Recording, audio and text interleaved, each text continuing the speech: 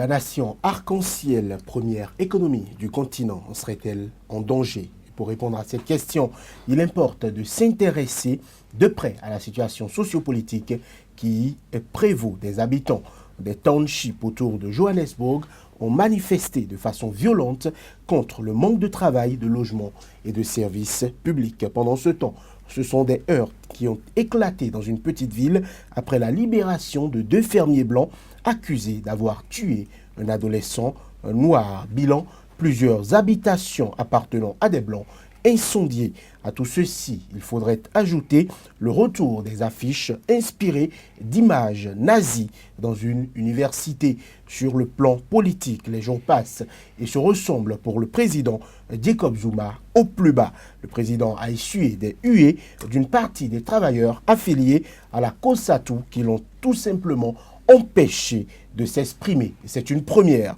En sus, la justice a donné raison à l'Alliance démocratique, le premier parti d'opposition qui avait lancé un recours pour forcer le chef de l'État à s'expliquer sur son remaniement ministériel controversé du mois dernier. Jacob Zuma doit désormais produire rapidement tous les documents justifiant cette décision. Crise socio-politique en Afrique du Sud, soucis passagers ou profondes inquiétudes pour la nation arc-en-ciel, ce sera notre débat du jour sur Angle de Vue. À toutes et à tous, bonjour et merci de nous renouveler votre confiance sur la tranche qui permet l'analyse des faits marquants sur le continent africain. Nos invités du jour sont plus tardés. D'abord, Lamine Cissé, écrivain, expert en communication politique. Lamine Cissé, bonjour. Bonjour. Face à vous aujourd'hui, Aimé Tiefa, sociologue, expert en stratégie de développement. Aimé Tiefa, bienvenue. Bonjour. Alors, Lamine Tissé, nous nous étions quittés sur des notes d'espoir pour l'Afrique du Sud, mais aujourd'hui, force est de constater que la crise sociale s'est enracinée et perdure. Oui, enfin, c'est prévisible. Hein? Ça ne veut pas dire que l'Afrique du Sud, le pays de Nelson Mandela, est à l'abri, vu son passé historique. Vu son histoire sociologique, n'est-ce pas, les problèmes qui sont soulevés dans ce pays-là, qui sont uniques dans le monde. Hein. Et d'après certaines statistiques de 2005, il y a 43% des populations sur les 48 millions qui sont au-dessus du seuil de pauvreté.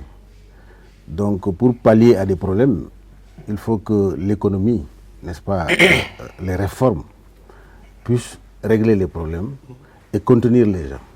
Alors, des incidents à caractère raciste dans l'Afrique du Sud post-apartheid, est-ce que c'était à envisager, M. Tiefa? Oui, quelque part, oui, parce que lorsque vous connaissez un peu l'histoire de ce pays et que vous avez une profonde connaissance de tout ce qui s'est passé durant la période de l'apartheid, pour que le monde entier, la planète tout entière, réunisse tous ses efforts pour faire de ce pays ce qu'il est devenu.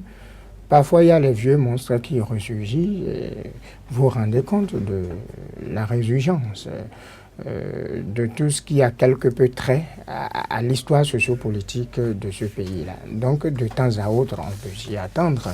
L'un des meilleurs modèles d'intégration raciale dans le monde entier, c'est le Brésil, ce sont les États-Unis d'Amérique. Mais il n'y a pas de semaine où des Noirs ne soient pas passés à tabac, soit par la police ou d'autres forces chargées de mettre de l'ordre dans le pays. Donc ce sont des faits qui de temps à autre se produisent et en même temps se présentent comme des indicateurs de stabilité, des indicateurs en ce qui concerne l'état de santé, de l'intégration, de la stabilité sociopolitique. Donc ça peut se comprendre. Alors, Lamine Cissé, aujourd'hui, on en vient à décrier des faits où certains les qualifient de faits racistes. On parle d'un noir qui est mort, des fermiers blancs. Il aurait volé du tournesol dans un champ. On le conduirait à la police qu'il aurait sauté du véhicule. On dit qu'il est mort ainsi. D'autres soutiennent que les fermiers blancs l'ont jeté eux-mêmes du véhicule. Qu'est-ce que tous ces faits traduisent concrètement, selon vous? Oui, parce qu'on a brûlé la maison des Blancs. C'est émotionnel, hein. Ça fait de l'émotion dans le monde entier. Il y a plus de 2 mois, c'est les Africains qui tuaient les Africains dans la rue. C'est les Sud-Africains qui tuaient les Africains dans la rue.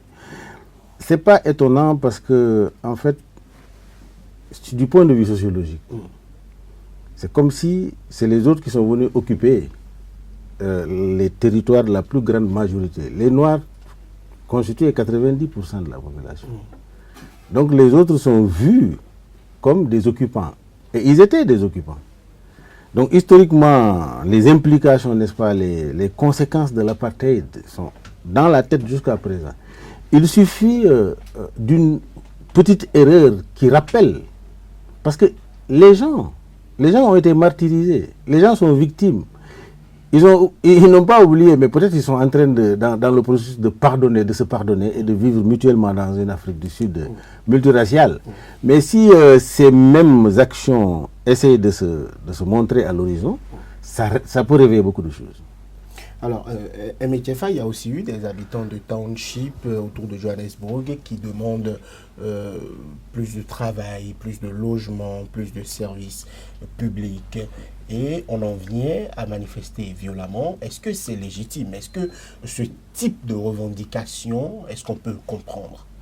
Oui, les revendications dans leur fond, en fait, sont légitimes et très légitimes, et même très fondées et pertinentes. Peut-être que c'est la démarche pour y arriver qui serait un peu à revoir. Je voudrais vous amener à percevoir ceci.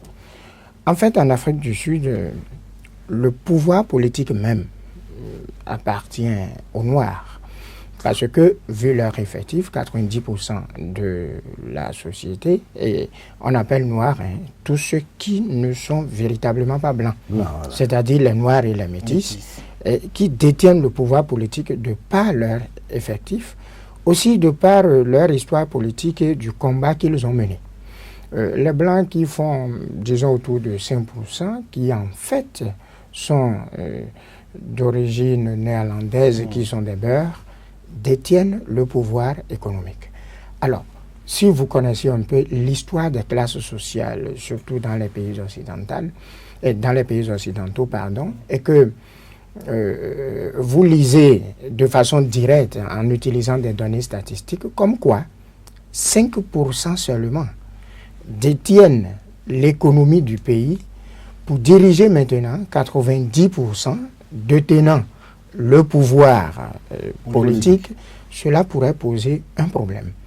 Et c'est le problème qui reste posé à tout point de vue, à savoir la distribution d'abord des terres, parce que celui qui a les terres a l'économie.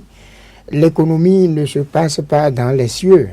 C'est d'abord les réformes agraires, c'est d'abord les réformes ayant trait à l'agronomie pour pouvoir sécuriser la production des biens, pour pouvoir donc faire tourner l'économie qui forcément agit d'une manière ou d'une autre sur le pouvoir économique.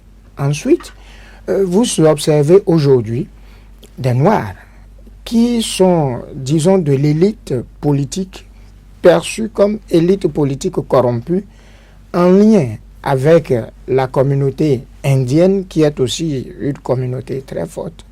On vous parle de Zupta, c'est-à-dire Zuma et Gupta, d'accord, pour pouvoir contrôler l'économie du pays, alors que ce sont des groupes qui devraient se mettre ensemble pour donner une saine émulation au développement. Donc il y a même des faits controversés, des mariages contre nature qui s'observent et qui n'arrangent pas tout à fait l'économie nationale, et que la situation qui se produit actuellement rend compte de ce qu'il y a réellement: malaise, crise et profonde dissension. Alors, Lamine Cissé, qu'est-ce qui explique les difficultés que l'État a à satisfaire les besoins des populations démunies? Qu'est-ce qui explique? Vous savez, c'est vrai, toute réforme est difficile, hein? Parce que l'apartheid a fait 46 ans. On a fait 46 ans d'apartheid. Et l'occupation, d'une manière générale, ça fait plus que ça. Mais l'apartheid, l'application de l'apartheid sur le terrain, a fait 46 ans. 46 ans, les gens sont installés, ils ont toute l'économie en main. C'est pas facile dans un pays, les réticences sont prévisibles. Alors, est-ce qu'il faut faire comme le Zimbabwe? Est-ce que le Zimbabwe n'a pas n'a pas eu les conséquences des réformes précipitées qu'il veut faire, des réformes forcées? Il faut avoir Parce qu'aujourd'hui, quand l'État, il faut pas aussi ignorer que le Parti national, l'ANC. Non, l'ANC, c'est pas ça. Le Parti national, le parti de l'apartheid, c'est fusionné avec l'ANC. Il est diffuse dans l'ANC. Donc il y a des éléments de cette vieille politique qui sont dans l'ANC également. Donc il est très difficile politiquement, et les conséquences vont être drastiques si celui qui détient l'économie, tu installes dans son camp la peur, la fuite des capitaux, et puis ce sont eux qui ont été formés dans des grandes écoles, sur le plan de la formation. C'est pourquoi le pouvoir, quand à la fin de l'apartheid, les présidents qui se sont succédés ont accentué leur effort sur la formation. Ils ont rendre gratuite la formation pour former des cadres et des compétences. Jusqu'à l'université. Voilà, justement. Parce que la relève ne peut pas se faire, ou bien l'équilibre ne se peut pas se créer tant que vous n'avez pas des compétences qui peuvent le faire. Alors, si vous allez d'une façon émotionnelle pour dire il faut automatiquement équilibrer, ça c'est prévisible, il faut qu'il y ait des réticences, il faut qu'il y ait des casses. Et surtout que ces 15 dernières années aussi, la situation économique mondiale n'a pas été favorable. Bon, forcément, il y a les conséquences.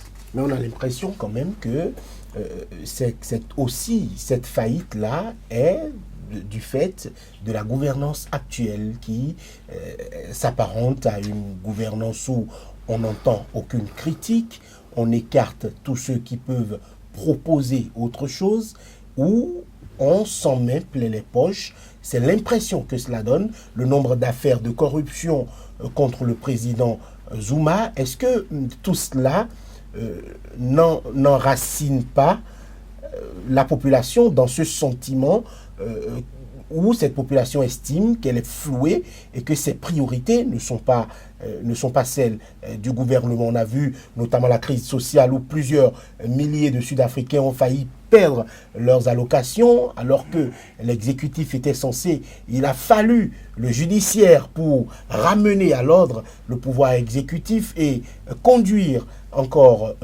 ce contrat-là. On voit quand même à plusieurs niveaux la faillite du gouvernement Zuma à résoudre les difficultés des populations. Est-ce que ces problèmes-là sont dus à une ligne économique claire? Doit-on retourner à des réformes agraires? Doit-on arracher une partie des terres des Blancs et les rétrocéder à des Noirs? Le cas du Zimbabwe est là, même si les résultats n'ont pas été probants. Qu'est-ce que le gouvernement Zuma devrait faire ou aurait dû faire pour résoudre les problèmes des Sud-Africains? Je crois que votre façon de poser le problème a déjà tout dit, vous avez tout dit. En fait, vous posez fondamentalement deux problèmes. Le premier, il a trait à la gouvernance du président Zuma. Une gouvernance émaillée par la corruption, une gouvernance émaillée par les dissensions à l'interne même de son parti, avant de parler des dissensions dans le pays. Au fond, lorsqu'un pays regorge en son sein plusieurs groupes ethniques d'abord et ensuite toutes les races, parce que toutes les races de la planète se retrouvent en Afrique du Sud, il faut avoir toujours présent à l'esprit, lorsqu'on est gouvernant, les vertus de justice, de vérité, d'équité, lorsque vous voulez prendre des décisions et dans la façon de gouverner le pays au quotidien. Aujourd'hui, il y a plus de 1500 charges essentiellement liées à la corruption retenues contre le président Jacob Zuma. Aujourd'hui, on vous parle du remaniement ministériel intervenu le 31 mars, qui fait partie, Pravin Gordhan, perçu comme la rempart nécessaire pour freiner l'appétit et l'élan du président Zuma à s'auto-servir dans les caisses de l'État, qui a royalement installer son sbire et puis l'homme à qui il pourra donner des ordres qui les exécuterait. Je voudrais parler de Maloussi Kekaba, ancien ministre de l'Intérieur. Pendant ce temps, tout ce qui est réforme sociale, tout ce qui relève de la politique sociale n'est réellement pas mis en œuvre. L'eau et l'électricité continuent par être des problèmes en Afrique du Sud. Et à l'entame, vous présentiez l'Afrique du Sud comme la première puissance économique de l'Afrique. Et ne l'oublions pas, l'Afrique du Sud est très souvent invitée lors des réunions, que ce soit de G8 ou de G20, comme observateur parfois ou comme acteur réellement concerné pour pouvoir représenter le continent africain, donc dans cette séraille où les plus grandes décisions économiques sont prises, parce que ces instances G8 et G20 sont les pays les plus industrialisés de la planète. Comment pouvez-vous comprendre donc que l'eau et l'électricité ne soient pas une réalité, que les allocations à l'endroit des étudiants et des élèves de plus en plus connaissent de réduction et de baisse, au point où on demande maintenant aux parents carrément de mettre la main à la poche pour financer la totalité de l'éducation de leurs enfants. Or, si eux, dirigeants actuels du pays, n'étaient pas allés à l'école, n'avaient pas eu la chance de bénéficier d'une bonne éducation, ils ne pouvaient pas aujourd'hui être désignés comme représentants essentiellement de la communauté noire pour pouvoir donc défendre un certain nombre d'intérêts. Donc la gouvernance Zuma émaillée de corruption, émaillée de dissension, émaillée de division, et qui visiblement n'a pas à cœur la résolution des problèmes liés au développement de ce pays, disons essentiellement est responsable de ce qui arrive aujourd'hui sur le plan sociopolitique et économique dans ce pays, et c'est un grand regret. Alors, Lamine Cissé, aujourd'hui, par rapport aux réformes pour satisfaire la masse populaire, est-ce qu'on aurait dû, par exemple, suivre le modèle zimbabwéen en prenant des terres, ou qu'est-ce qu'on devrait faire? On a l'impression que le président Zuma a envie que la terre soit le bien de la population noire, mais qu'il n'a peut-être pas le courage de le dire. On a vu Julius Malema, qui est quand même de cet au fin politique, entre griffes, qui se reconnaît. Aujourd'hui, les hommes sont très opposés, mais par rapport au profil et par rapport à la ligne politique, ils se ressemblent beaucoup. Julius Malema a par exemple appelé tous les Noirs à s'auto-saisir des terres, quel que soit l'endroit où ils voudraient en avoir, parce que les terres appartiennent à l'Afrique du Sud et que l'Afrique du Sud appartient aux Noirs. Est-ce que c'est cette façon-là qu'il faut voir la chose, ou sur quel levier doit-on appuyer pour essayer quand même d'équilibrer un peu? Parce que aujourd'hui, on parle de l'économie qui est encore entre les mains de la minorité blanche.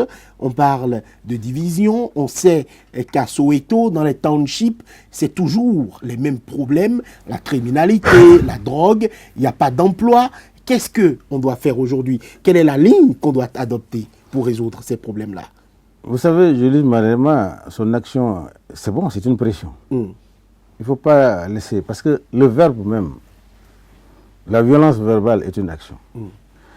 Et cette action, cette violence verbale est légitime. Moi, je mets ça dans le cadre de l'action politique. Mais vous savez, le vrai problème en Afrique du Sud, c'est qu'il y a deux camps qui s'affrontent. L'ANC est vous avez dit, la masse populaire. Ça, c'est les révolutionnaires qui le disent. Nous, les révolutionnaires. Hein? Donc, l'ANC est révolutionnaire. L'ANC est socialiste et révolutionnaire. Mais le fonctionnement de l'Afrique du Sud est libéral. Le libéralisme, c'est la raison du plus fort. Et quand la raison du plus fort s'installe durablement, fortement dans la nation, il faut casser. Il faut avoir des actions révolutionnaires pour changer. Ce n'est pas les actions de démocratie, n'est-ce pas, parlementaire, etc., avec tirer les costumes, tout ça là, qui peut changer les donnes en Afrique du Sud. Alors c'est pourquoi il faut que la classe politique, les opérateurs économiques à tous les niveaux s'assoient et organise ce qu'on appelle une conférence nationale sud-africaine pour aller vers ces réformes-là. S'ils ne le font pas, ça va imploser un jour. Parce qu'on ne peut pas contenir le peuple tout le temps dans une situation catastrophique. Et ce que je voudrais dire, je n'ai pas dit que depuis l'avènement, depuis la fin de l'apartheid en 1994, que les autorités n'ont pas fait des progrès. Ils ont fait des progrès, mais les progrès sont insuffisants. Mais les progrès là aussi ont été stoppés par la situation, l'environnement politique de ce monde-là. Parce que les échanges, la cour des les matières premières, etc., ça a eu un impact. Mais là où il faut réellement accentuer, les autorités sud-africaines devaient, n'est-ce pas, aller vers une révolution, des réformes courageuses. Sinon, c'est le peuple qui va se réveiller et se mettre dans la rue. Ça a commencé. Parce que les gens ne pourront pas continuer, ils ne pourront pas contenir le peuple dans cette situation. Moi, c'est la vision que j'ai de la situation. Voilà. Permettez-moi de dire un mot sur la réforme agraire. Vous savez, on dit en sociologie de la terre que la terre, au fond, est un bien qui ne s'altère pas et que chaque année, c'est un bien qui prend encore du prix. Et au regard de cela, vous ne pouvez mener aucune activité si vous êtes un humain sans la terre. C'est la terre qui nous nourrit, c'est la terre qui nous permet de nous déplacer, c'est la terre qui nous permet de nous organiser, de nous structurer. Alors, de ce point de vue, un bien aussi précieux et aussi nécessaire ne saurait appartenir à des êtres humains. Donc, dans tous les pays du monde, la terre appartient à l'État. Alors, lorsque l'État, par un contrat de quelque nature que ce soit, vous rétrocède un lopin de terre, à tout moment, il peut revenir le chercher. Bon, en vous dédommageant. C'est pour ça qu'on dit, pour toute expropriation, il faut une juste et préalable réparation. Mais dans le même temps, il faut comprendre, lorsque vous venez dans un pays, que vous soyez un immigré de génération récente ou de génération profonde, et que vous partagez toutes les valeurs de ce pays, la terre appartient d'abord aux premiers occupants. Pas aux plus riches, pas aux plus fortunés, mais aux premiers occupants. Et si nous allons dans votre village maintenant, et que votre village a été fondé par votre grand-père, et qu'on appelle votre nom, de par ce droit de sang, en même temps, vous avez un droit de sol. À partir de ce moment, il faut que la problématique liée à la terre, la problématique de l'économie en lien avec la terre et la réforme agraire fasse réellement l'objet d'une conférence nationale où on permettrait à tous les acteurs de se vider. Mais que ce soit une conférence où la vérité et la justice soient les points de mire ou les objectifs qui sont vraiment visés lors de cela, parce que c'est trop facile d'avoir de terre un peu partout. Et c'est trop facile de s'accaparer de ce qui appartient à l'autre pour dire c'est pour moi parce que vous avez payé. Et puis la belle preuve, en partant, personne ne part d'ici avec la terre. Le jeu et les enjeux autour de la terre sont liés à son occupation et à son utilisation à des fins économiques et aménagistes. Donc de ce point de vue, l'État doit prendre sa responsabilité et comprendre que le jeu des acteurs par rapport à l'appropriation, par rapport à l'utilisation et à la concrétisation de la terre doit tenir compte de la justice, de la légalité et surtout de l'équité dans un pays comme l'Afrique du Sud. Sinon, ils tomberont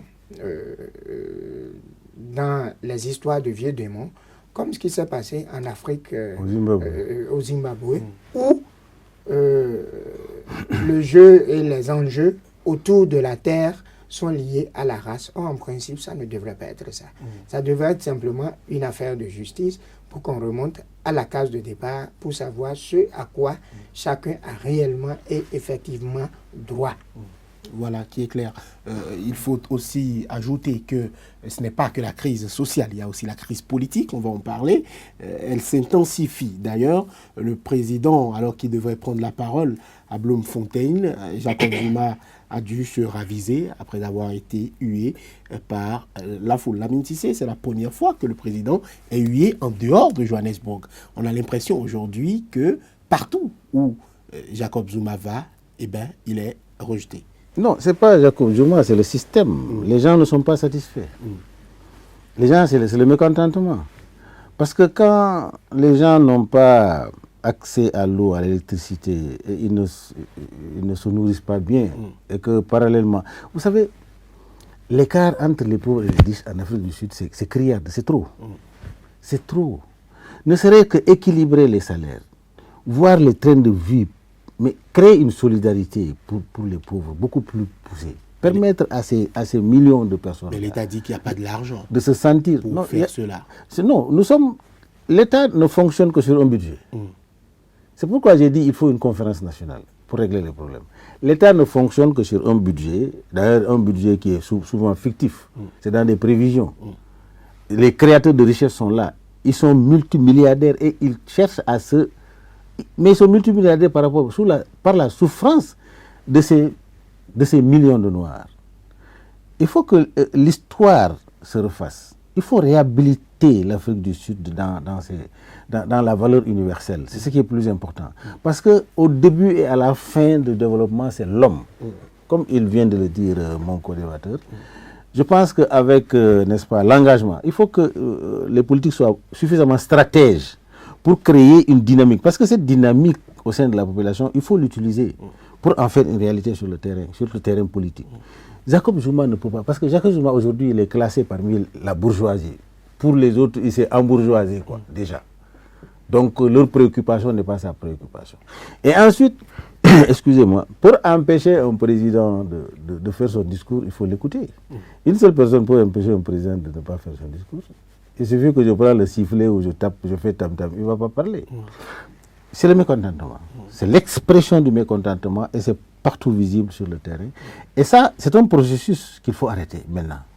Alors, c'était une sortie planifiée par les trois alliés historiques, l'ANC, la COSATU et le parti le Parti communiste. Voilà, c'était les trois alliés-là qui organisaient cette sortie. Aujourd'hui, le président Zuma a été hué. Apparemment, ce n'était pas prévu, ou en tout cas, la COSATU avait estimé que sa base était tranquille et allait suivre le président. Mais cela ne s'est pas passé comme ça. Qu'est-ce que ça traduit? Est-ce qu'aujourd'hui, il y a déjà dissension entre la base militante de la COSATU et la direction même de cette confédération, la toute-puissante? Oui, quelque part, vous m'amenez à faire le jeu des acteurs autour du pouvoir politique en Afrique du Sud et notamment au sein de l'ANC. Vous savez très bien quel parti est l'ANC en Afrique du Sud. Pour me résumer, je dirais que c'est le parti de Nelson Mandela. C'est le parti de l'État. C'est le parti au sein duquel tout noir, naturellement, devrait militer pour le développement de son pays. Disons même que c'est un parti qui pratiquement est confondu à l'État. Bon, ces dernières décennies, ces dernières années, que nous voyons des Noirs militer dans d'autres partis ou que d'autres partis se créent suite à des dissensions au sein de l'ANC. Dissensions qui continuent jusqu'à ce jour. Allons un peu en arrière pour revisiter les trois derniers faits explicatifs de ce que vous avez vu. En fait, depuis le mois de janvier 2017, les positionnements sur les différents axes et lignes en vue de la perspective électorale de 2019 sont devenus une réalité. C'est effectivement le 7 janvier 2017 que l'Union des femmes de l'ANC a donné quitus et a communiqué officiellement sa position à soutenir Nkosazana Dlamini Zuma, et qui a donc pour ambition de se faire élire comme candidate de l'ANC au poste du président de la République. Et vous savez qu'en Afrique du Sud, lorsqu'on devient président de l'ANC, on a 90% de chances d'être élu président de la République. Alors, quelques mois plus tard, c'est-à-dire 2 mois plus tard, vous avez vu, c'est le Congrès des mineurs, le NOUM, qui donne son quitus à Cyril Ramaphosa, actuel vice-président du parti. Et je rappelle que ce dernier, en 1987, était le secrétaire général de cette union-là, qui est l'organe le plus important de ce parti, parce que cette union de syndicats se retrouve au sein du parti. Et c'est une union de 21 syndicats avec plus de 2,5 millions d'adhérents qui sont de potentiels votants. Et si vous connaissez leur histoire, il y a un fort lien entre cette union de mineurs et ce parti-là. Alors, il y a une cristallisation. De cette cristallisation, les différents acteurs sont obligés de s'aligner. Et le dernier fait, le remaniement du 31 mars, qui fait partie Pravin Gordhan et qui montre donc que le président est en train de rompre les amarres avec toutes les valeurs républicaines pouvant lui permettre de faire une gouvernance saine pour le développement. Alors, ce que vous avez vu, c'est-à-dire ces 3 différents faits que je viens d'énumérer, sont les facteurs explicatifs du humain du président Jacob Zuma, qui forcément, de par sa façon d'agir, a fini par allumer la crise qui aujourd'hui a atteint un niveau culminant au point où 3 présidents se sont retrouvés pour pouvoir amorcer une discussion dans le but de rechercher quelques solutions à cette crise-là. Donc, tout ce que le président Zuma a fait aujourd'hui, c'est de faire très attention, sinon il se peut qu'il n'aille pas à terme de 2019. Il a encore les manettes en main, mais si à tout bout de temps il doit se débarrasser de tout ce qui constitue, disons, des goulots d'étranglement à son appétit, à positionner sa femme pour le remplacer à la tête non seulement du parti, mais de l'État, et tout ce qui pourrait constituer des obstacles à son appétit vorace à se servir dans les caisses de l'État, s'il va le faire ainsi, ce n'est pas évident qu'il ne subisse pas ce que Thabo Mbeki a subi. Je voudrais rappeler, pour finir sur cette note, que en 1997, tout le monde voyait Cyril Ramaphosa devenir président de l'ANC et devenir donc président de la République sud-africaine. Il a perdu ce coup et c'est Thabo Mbeki qui lui a fait le jeu. Alors, est-ce que 20 ans aujourd'hui, les mêmes faits produiront les mêmes effets tels que nous sommes en train de voir aujourd'hui? Je crois qu'il a pris le temps de faire de la consultation. N'oubliez pas, disons qu'il est le PDG de MTN et qu'il a donc pris le temps de se forger suffisamment pour prendre sa revanche. Et à moins de quelques éventuelles erreurs, je ne vois pas ce qui pourrait l'empêcher de prendre effectivement cette revanche-là. Voilà. Alors, Lamine Cissé, aujourd'hui, on a l'impression que la base s'est désolidarisée des leaders. Parce que ça soit au sein même une organisation de la COSATU, on sait que la COSATU a déjà appelé, comme l'a rappelé Emetefa, a appelé à soutenir Cyril Ramaphosa, le vice-président. On a l'impression aujourd'hui que, est-ce que c'était planifié, le fait que le président soit hué en public, le fait que le président soit humilié parce que Jacob Zuma a quitté rapidement le lieu quelques minutes après avoir été hué et copieusement hué.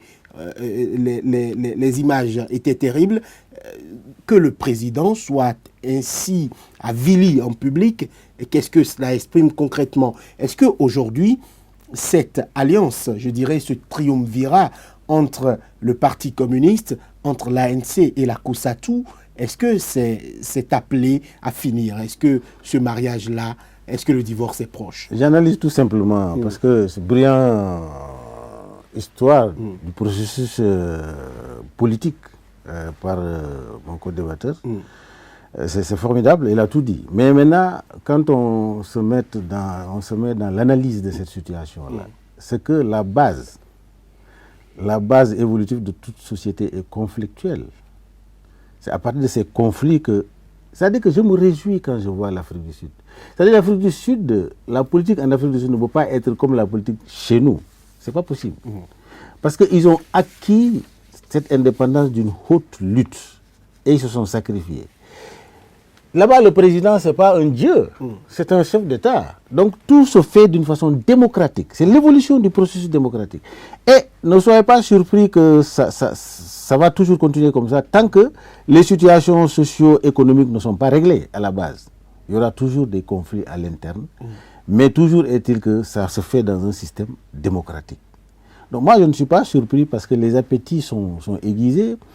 Quand le contexte, avant qu'on nomme Zuma président, le contexte politique actuel en Afrique du Sud, les contextes ne sont pas les mêmes. Ça évolue, en bien ou en mal, mais ça évolue. Donc le peuple est en train de... La demande sociale est de plus en plus très forte. Donc l'analyse qu'a fait mon co-débatteur est révélateur de ce qui s'est passé ce jour-là. Parce que, en fait, quand le COSATU dit que lui, ils n'ont pas organisé, ils étaient prêts à écouter. Donc il y a des forces à l'intérieur qui sont contre la position qu'eux, ils prennent. Donc je crois que c'est de la vitalité de la démocratie sud-africaine qui est en train de donner un modèle, qui est en train de prouver que ce n'est pas les bénis oui-oui qui sont là. Ils veulent aller vers le développement et chacun veut se positionner pour dire voilà, l'ANC a laissé un acquis. Cet acquis-là, ça se manifeste dans les prises de position, ça se manifeste au sein de la population. Parce qu'il faut savoir que le peuple sud-africain a été toujours debout au moment où ils sont prêts à mourir. Ils allaient, on les tuait, ils revenaient le lendemain et chantaient. Ils brandissaient, on les tuait. Donc ce peuple-là, aujourd'hui, dans le système de démocratie, on ne peut pas le bâillonner, ce peuple-là. Il a son mot toujours à dire dans l'évolution du pays. Voilà. Alors, un autre camouflet pour le président Zuma, c'est une saisie par le parti d'opposition de l'Alliance démocratique, l'ADA, qui demande au chef de l'État de lui fournir des documents sur lesquels il s'est basé pour décider du remaniement gouvernemental du 30 mars dernier. On a l'impression aujourd'hui que chaque fois que l'appareil judiciaire a eu l'opportunité de dire le droit, eh ben, cet appareil-là a dit le droit sans coup férir. Oui, c'est un appareil qui est un peu enrhumé, ça je vous l'avais dit. Et je voudrais rappeler également au passage que le président a failli être inhumé, et a failli être hué et sifflé le 10 mars dernier lors de l'enterrement ou des obsèques d'Ahmed Kathrada, l'une des icônes de la lutte contre l'apartheid. On lui a clairement notifié qu'il n'était pas invité. Bon. Et il n'a pas fait le déplacement. Bon, vous-même vous avez vu. Vous-même vous avez vu. Alors, c'est donc pour vous dire que la situation pourrissait il y a longtemps. Ce qui est important qu'il faut retenir de cette situation, je vais renchérir le mot de M. Lamine Cissé, les crises ont une fonction dynamique, selon Lewis Causeur. En fait, ce sont des crises répétitives que chaque parti tire des leçons, après avoir connaître ses limites, ses forces et ses faiblesses, pour une éventuelle récomposition du jeu des acteurs.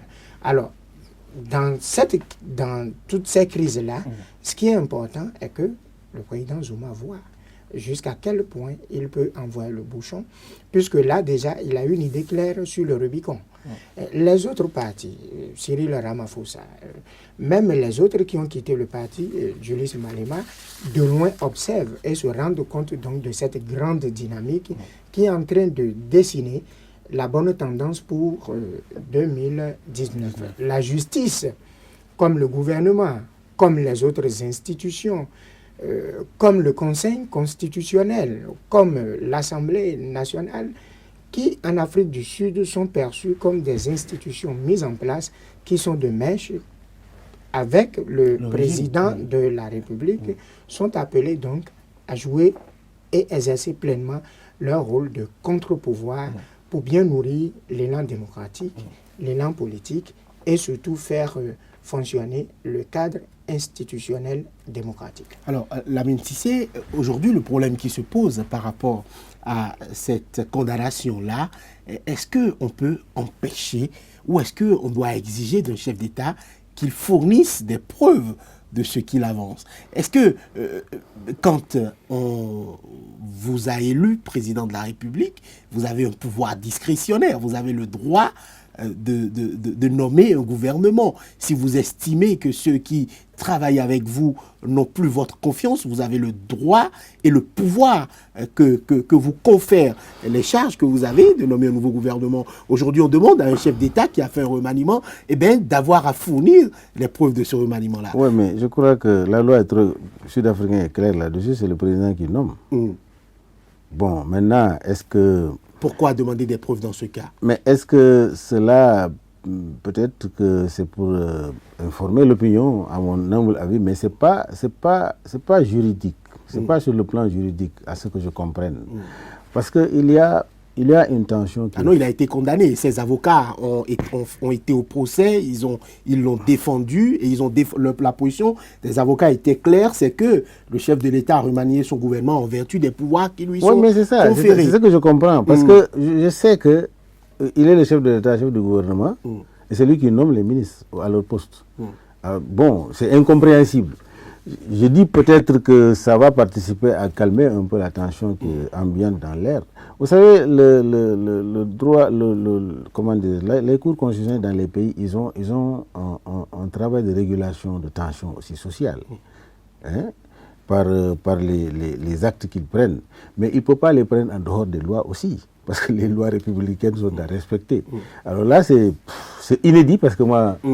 C'est surprenant. Je ne comprends pas. Parce que dans les prérogatives du président, clairement, c'est lui qui doit nommer les présidents. Voilà. Il y a aussi, je dirais, cette motion de défiance, cette énième motion de défiance de la DA qui a été déposée. Aujourd'hui, on est en train d'étudier la possibilité d'aller à un bulletin secret. Est-ce que aujourd'hui, puisqu'on avait l'habitude de le faire à visage découvert, est-ce que le bulletin secret serait une stratégie aujourd'hui pour être la solution pour se débarrasser du président Zuma? Le bulletin secret règle tout. On ne sait pas qui a voté pour et quand. Et puis, le votant n'a pas peur d'exprimer réellement sa position. Absolument. Et en même temps, c'est un indicateur d'une crise de confiance éventuelle. Absolument. Et que tout n'irait pas en la faveur du président Zuma. Je voudrais dire que la constitution sud-africaine impose au président de la République de consulter l'Assemblée nationale et le Sénat avant tout remaniement ministériel, ce que le président Zuma n'a pas fait. C'est là où se trouve le problème. Le problème, voilà. Alors aujourd'hui, on a le vice-président Cyril Ramaphosa qui, on le sait, ouvrir la campagne, c'est en juin normalement, mais on sait que tout le monde est en campagne déjà. Le vice-président Cyril Ramaphosa a présenté des excuses publiques. C'était devant des étudiants dans une université où il est revenu sur la tragédie de Marikana qui a, on s'en souvient, coûté la mort à 34 mineurs. Aujourd'hui, le vice-président qui présente des excuses, c'est dans quel... comment doit-on classer cela, Lamine Cissé, rapidement? Les syndicalistes, ils n'oublient pas. Donc, les mineurs, ils sont affiliés à des syndicats. Il a été lui-même mineur. Alors, donc voilà. C'est à des fins politiques? Oui, c'est à des fins politiques. Juste pour... pour apaiser, parce que le pardon est toujours consommé en Afrique. En Afrique, quand on demande pardon publiquement, les gens, il faut le comprendre. Mais c'est politique. C'est politique. Alors, il y a aussi cette association ou cette plateforme mise sur pied par les trois anciens chefs d'État. Je veux parler de Thabo Mbeki, de Ngalema Motlanthe et le dernier président du régime d'apartheid en Afrique du Sud, le prix Nobel de la paix, Frédéric de Klerk. Eh bien, cela crée un tollé puisque Julius Malema a par exemple estimé que quelqu'un qui a tué des Noirs n'avait pas vocation à venir parler aujourd'hui. Non, il faut que Malema cesse de voir les choses à travers les races. Il faut qu'il voit les choses à travers leur pertinence. Le contexte. Pour moi, c'est un symbole, c'est toute une image que Frédéric de Klerk, ancien prix Nobel, vienne en fait parler de paix en Afrique du Sud. Je crois que c'est un courage que j'admire. C'est la preuve que il y a encore des possibilités où des acteurs politiques peuvent discuter et que la vieille garde peut encore apporter quelque chose à l'Afrique du Sud sans tenir compte des nationalités ethniques ou racistes. Voilà, c'est clair. Ce qui est sur cette plateforme menée par les anciens chefs d'État veut permettre aux Sud-Africains de réfléchir à l'avenir économique et politique de l'Afrique du Sud et les aider à s'engager. Ce sera déjà tout pour ce numéro de Angle de Vue.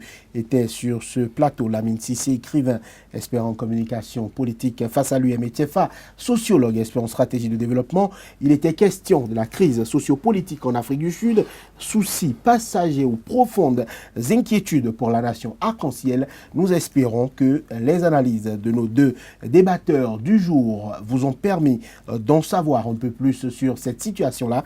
D'ici là, portez-vous bien. À très bientôt sur Sika.